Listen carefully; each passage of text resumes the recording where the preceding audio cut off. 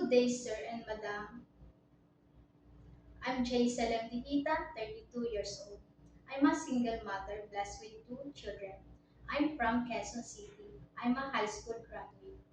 My hobbies are cooking, cleaning, and taking care of the children. I work as domestic helper here in the Philippines for 4 years and one employer. I serve four members in the family, two adults, one children, and one newborn babies. My main duties are taking care of the children, cooking, cleaning, and doing laundry. My second employer in Saudi, four, five members of the families and one employer, two adults and three children.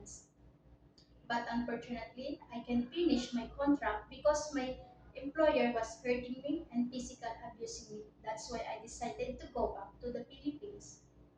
Good day, Miss Giselle. How are you today?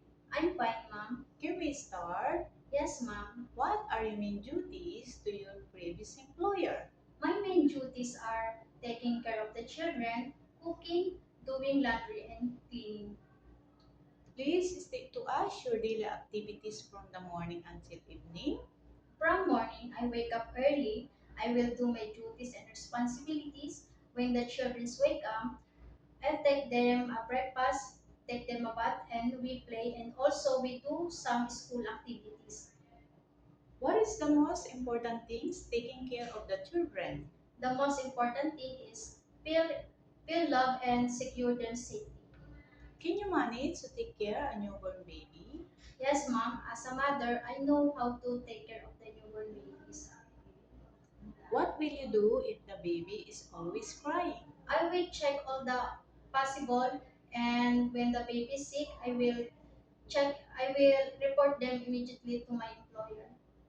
How long do you plan to work in Hong Kong? As long my employers need me, and as I can.